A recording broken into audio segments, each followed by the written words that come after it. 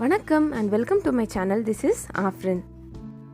இன்னைக்கு நம்ம ரொம்ப ஸ்பெஷலான ஒரு ஸ்வீட் ரெசிபி தான் பார்க்க போறோம். கடலை பருப்பு போலி. ஜெனரலா நம்ம இத வந்து கடையில வாங்கி சாப்பிட்டுருப்போம். மணியாச்சி போலி எல்லாருக்குமே தெரிஞ்சிருக்கும். இத வீட்லயே அதே பக்குவத்துல எப்படி செய்யணும்ங்கறத நான் இன்னைக்கு உங்களோட ஷேர் பண்ண போறேன். 10 போலி அளவுக்கு ரெடி பண்ண என்னென்ன இன்கிரிடியன்ட்ஸ் வேணும்ங்கறத நான் இன்னைக்கு உங்களோட ஷேர் பண்ண போறேன். 150 கிராம் கடலை பருப்பு எடுத்துக்கிறேன். இது ஒரு 3 மணி நேரம் நல்லா ஊற வச்சு எடுத்துக்கோங்க. மண்டை வெல்லம் 250 கிராம் எடுத்துக்கிறேன். இடிச்சு எடுத்துக்கோங்க. உங்களுக்கு ஸ்வீட் கம்மியாக வேணும்னா மண்டை வெல்லத்தை கொஞ்சம் குறைச்சிக்கலாம். ஒரு சில்லு தேங்காய் எடுத்துக்கிறோம். இதுலேருந்து தேங்காய் பூ எடுக்க போகிறோம். ஏலக்காய் ஒரு 7-8 நல்லா நுணுக்கி பொடி பண்ணி எடுத்துக்கோங்க. ஸோ இதெல்லாம் பூரணத்துக்கு வேண்டியது. இப்போ நமக்கு மாவுக்கு தேவையானது என்னன்னு பார்த்தீங்கன்னா மைதா மாவு 200 கிராம் எடுத்துக்கிறோம். தேவையான அளவுக்கு உப்பு ஒரு சிட்டிக்கு அளவுக்கு சேர்த்தா போதும். கலர் கொடுக்கறதுக்காண்டி மஞ்சள் பொடி ஒரு 1/2 டீஸ்பூன் அளவுக்கு எடுத்துக்கலாம். இதை கலக்கிறதுக்கு தண்ணி எவ்வளோ வேணுமோ அவ்வளோ 2 டேபிள் ஸ்பூன் அளவுக்கு எண்ணெய். இந்த மாவு வந்து நமக்கு ஒரு 2 மணி நேரம் நல்லா ஊறிச்சு அப்படின்னா தான் போலி நமக்கு நல்லா சாஃப்டாக கிடைக்கும். முதல்ல மாவை வந்து நல்லா மிக்ஸ் பண்ணி வச்சுக்கலாம். நம்ம எடுத்துக்கிற மைதா மாவோட கொஞ்சம் உப்பு ஆட் பண்ணிக்கோங்க. போலியோட கலர் கொடுக்கறதுக்காண்டி மஞ்சள் பொடி சேர்த்துக்கிறோம். இதை முதல்ல நல்லா மிக்ஸ் பண்ணிடுங்க. கொஞ்சம் கொஞ்சமாக தேவையான அளவுக்கு தண்ணி ஆட் பண்ணிவிட்டு மாவை நல்லா சாஃப்டாக வர அளவுக்கு மிக்ஸ் பண்ண போகிறோம். ஸோ தண்ணி நிறைய விட்டுறாதீங்க, கொல கொலன்னு போயிடும். ஸோ இந்த மாதிரி லைட்டாக விட்டு தான் நான் மிக்ஸ் பண்ணுறேன். நல்லா நமக்கு வந்து மாவு சாஃப்டாக வரணும். அப்போ தான் நல்லா ஸ்ப்ரெட் ஆகும். உங்களுக்கு போலியும் சாப்பிட்றதுக்கு நல்லா சாஃப்டாக கிடைக்கும். ஸோ இப்போ மாவை நல்லா மிக்ஸ் பண்ணிக்கிட்டோம். இந்த மாதிரி சாஃப்டாக வரணும். நீங்கள் அமுக்கி பார்த்தீங்கன்னா நல்லா உள்ளே போகிற அளவுக்கு நல்லா சாஃப்டாக இருக்கணும். இப்போ இதோட 1 டீஸ்பூன் அளவுக்கு எண்ணெய் ஆட் பண்ணிவிட்டு அதையும் நல்லா மிக்ஸ் பண்ணிடுங்க.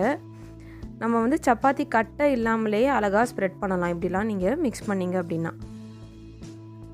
ஸோ இதையும் நல்லா மிக்ஸ் பண்ணதுக்கப்புறமா மீதம் இருக்கிற எண்ணெயை நல்லா இது மேலே ஸ்ப்ரெட் பண்ணி விட்டுட்டு மாவை நல்லா 2 மணி நேரம் க்ளோஸ் பண்ணி ஊற விட்டுருங்க. ஸோ நான் மீதம் இருக்கிற எண்ணெயெல்லாம் மேலே ஆட் பண்ணிக்கிறேன். எல்லா பக்கமும் படுற மாதிரி அதை நல்லா ஸ்ப்ரெட் பண்ணிடுங்க. கீழே மேலே எல்லா சைடுமே நல்லா படுற மாதிரி ஸ்ப்ரெட் பண்ணிவிட்டு இதை க்ளோஸ் பண்ணிடுங்க. 2 மணி நேரம் கழித்து இதை வந்து யூஸ் பண்ணிக்கலாம். இப்போ நம்ம வந்து பூரணத்துக்கான கடலைப்பருப்பை ரெடி பண்ணிடலாம். 3 மணி நேரம் ஊறிடுச்சு. நான் குக்கரில் வந்து கடலைப்பருப்பை ஆட் பண்ணிவிட்டு கொஞ்சம் மஞ்சப்பொடி இதோடு சேர்த்துட்டு பருப்பு முங்குற அளவுக்கு தண்ணி ஆட் பண்ணி குக்கரை க்ளோஸ் பண்ணிடுங்க. 2 விசில் வந்ததுக்கப்புறம் டர்ன் ஆஃப் பண்ணிடலாம். ஆல்ரெடி ஊறினதுனால 2 விசிலில் நல்லா வெந்துடும். ஸோ இப்படி ஓப்பன் பண்ணி பார்த்தோம் அப்படின்னா நல்லா வெந்திருக்கு. நீங்கள் ஸ்மாஷ் பண்ணி கூட பார்த்துக்கலாம். மிச்சம் இருக்கிற தண்ணியை வந்து இந்த மாதிரி நல்லா வடிச்சிருங்க. இல்லைனா நமக்கு மண்டை வெல்லத்துலேருந்து ஊறி வர தண்ணியும் இதுவும் ரொம்ப டைம் எடுக்கும். ஸோ அதே குக்கரில் நான் அந்த கடலைப்பருப்பை எடுத்துகிட்டு மண்டை வெல்லமும் ஆட் பண்ணிக்கிறேன். நம்ம பொடி பண்ணி வச்சுருக்கிற ஏலக்காய் தூளையும் அதோடு சேர்த்துக்கிறேன். ஃபுல் ஃப்ளேமில் வச்சு நல்லா அதை மிக்ஸ் பண்ண ஆரம்பிச்சிடலாம். மண்டை வெல்லத்துலேருந்தும் நிறைய தண்ணி விட ஆரம்பிக்கும். கொலன்னு தண்ணி வரும். ஸோ பூரணம் வந்து ஸ்பாயில் ஆயிரும்னு நினைக்க வேணாம். நல்லா ஹீட் பண்ணிகிட்டே இருங்க. ஒரு 20 மினிட்ஸில் கம்ப்ளீட்டாக அது என்ன ஆயிரும்னா வற்றி நமக்கு நல்லா திக்காக கிடச்சிரும் பூரணம். ஸோ நல்லா கீழேருந்து மிக்ஸ் பண்ணிகிட்டே இருங்க, அடி பிடிக்காத மாதிரி. ஸோ பார்த்தீங்கன்னா இந்த மாதிரி நல்லா திக்கானதுமே தேங்காய் பூவை அதோடு ஆட் பண்ணிவிட்டு நல்லா மிக்ஸ் பண்ணிவிட்டு இறக்கிடுங்க. ஸோ இந்த அளவுக்கு திக்காக ஒட்டாத அளவுக்கு வந்துடும் பூரணம். மாவு நமக்கு நல்லா ஊறிடுச்சு. இப்போ நமக்கு ஒரு போலிக்கு தேவையான அளவுக்கு மாவு கொஞ்சம் எடுத்துக்கோங்க. இந்த மாவை நம்ம சப்பாத்தி கல்லுலேயே நல்லா ஸ்ப்ரெட் பண்ணிடலாம். இந்த மாதிரி லைட்டாக அதை வந்து உருண்டை பிடிச்சிட்டு சப்பாத்தி கல் மேலே ஒரு பிளாஸ்டிக் ஷீட் மாதிரி விரிச்சுக்கோங்க. அதுக்கு மேலே மாவை வந்து இப்படி கை வச்சு நல்லா ஸ்ப்ரெட் பண்ணிவிட்டு பூரணத்தை வந்து சின்ன உருண்டை பிடிச்சி அது மேலே ஆட் பண்ணிக்கோங்க. ஸோ அதுக்கப்புறமா மாவை நல்லா பூரணத்தை கவர் பண்ணுற மாதிரி இந்த மாதிரி பிடிங்க. எக்ஸ்ட்ராவாக வர மாவை வந்து அப்படியே தனியாக எடுத்துடலாம். நம்ம அதை அடுத்த உருண்டை பிடிக்கிறப்ப யூஸ் பண்ணிக்கலாம்.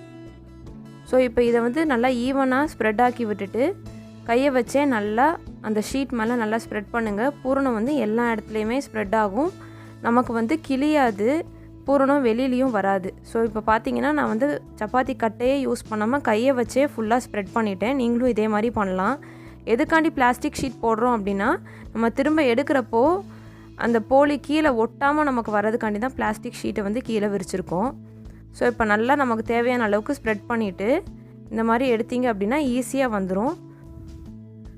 இதை இப்போ நம்ம தவாவில் போட்டு நல்லா ஹீட் பண்ணி எடுத்து சாப்பிட சர்வ் பண்ணிடலாம். தவா நல்லா சூடானதுமே 1 டீஸ்பூன் அளவுக்கு அதில் நெய் சேர்த்துக்கோங்க. அது மேலே போலி சேர்த்துட்டு போலிக்கு மேலேயும் கொஞ்சம் நெய் விட்டுக்கோங்க. 2 பக்கமும் நல்லா பெரட்டி போட்டு வேக வச்சிங்க அப்படின்னா 2 நிமிஷத்துக்குள்ளே சாஃப்டாக நமக்கு வந்து போலி ரெடி ஆகிடும். ரொம்ப நேரம் விட்டிங்கன்னா கருகிடும், அதே மாதிரி ஹார்ட் ஆகிடும். ஸோ இப்போ பார்த்தீங்கன்னா நமக்கு நல்லா வெந்துடுச்சு. மாவு ஊறினதுனால தான் இந்த பக்கமும் கரெக்டாக வருது நமக்கு. இதே மாதிரி எல்லா போலியையுமே ப்ரிப்பேர் பண்ணி எடுத்துக்கோங்க. நம்ம சேனலில் இருக்கிற வீடியோஸ் பிடிச்சிருந்தா கண்டிப்பாக லைக் பண்ணுங்கள், சப்ஸ்கிரைப் பண்ணி பெல் ஐக்கானை தவறாமல் கிளிக் பண்ணிவிடுங்க. என் இன்ஸ்டாகிராம் பேஜையும் ஃபாலோ பண்ணுங்கள். நீங்களும் இதே மாதிரி சூப்பராக போலி ரெடி பண்ணி வீட்டிலே சாப்பிட்டுட்டு உங்களோட கமெண்ட்ஸை தவறாமல் ஷேர் பண்ணுங்கள். நான் உங்களோட கமெண்ட்ஸ்க்காண்டி வெயிட் பண்ணிகிட்ருப்பேன். நீங்கள் எனக்கு கொடுக்குற சப்போர்ட்டுக்கு ரொம்ப ரொம்ப தேங்க்ஸ். வேறு எதுவும் சஜஷன்ஸ் இருந்துச்சுனாலும் கண்டிப்பாக சொல்லுங்கள். இன்னொரு இன்ட்ரெஸ்டிங்கான வீடியோவோட நான் உங்களை மீட் பண்ணுறேன். Until then, bye bye and take care.